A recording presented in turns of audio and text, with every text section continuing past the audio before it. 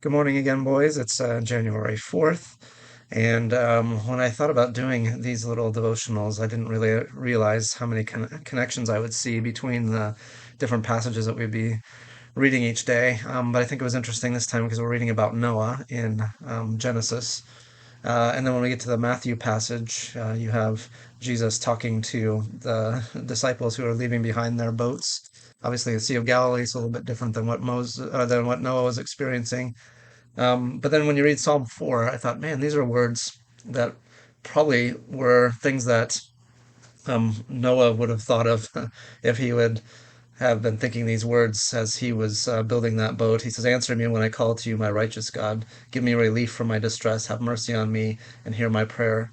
How long will you people turn my glory into shame? How long will you love delusions and seek false gods? Know that the Lord has set apart his faithful servant for himself. The Lord hears when I call to him." Man, I think those are words that Noah could have thought of and uh, come out of his mouth or out of his heart as he was building that boat and watching those around him who were rejecting the Lord.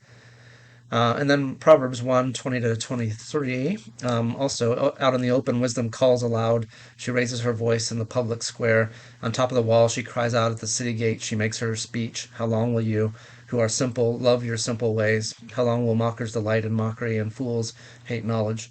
Repent at my rebuke, then I will pour out my thoughts to you.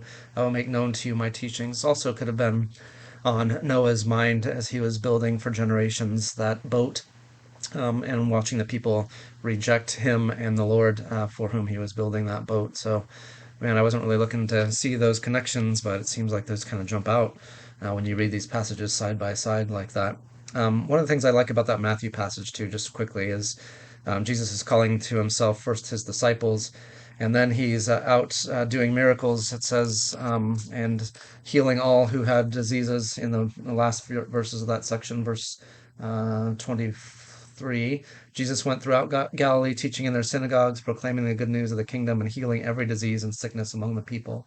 News about him spread all over Syria, and people brought to him all who were ill with various diseases, those suffering severe pain, the demon possessed, those having seizures, and the paralyzed, and he healed them.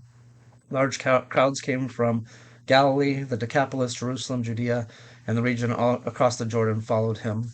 And this is the setting, the people who are all going to come to hear the next few chapters of this book of Matthew, the Sermon on the Mount, chapters 5, 6, and 7. And all those things that Jesus is going to have to say to them uh, are relevant to all those who are coming for various reasons to him. So you've got people coming for all kinds of things because they've been healed physically.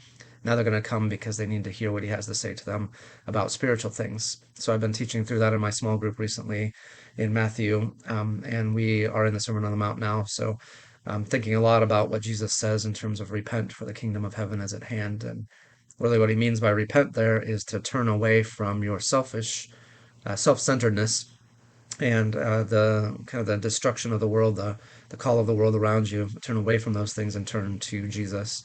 There was a song we used to sing a long time ago, and maybe some of you know it, but probably you're not familiar. That was "Turn your eyes upon Jesus, look full in his wonderful face, and the things of earth will grow strangely dim in the light of his glory and grace." And that's really what repentance is about. You turn to Jesus, and then everything else is not as attractive as he is. And so sin is loses its appeal when you're looking in the face of Jesus. So something I was thinking about this morning. I love you guys. Talk to you again tomorrow.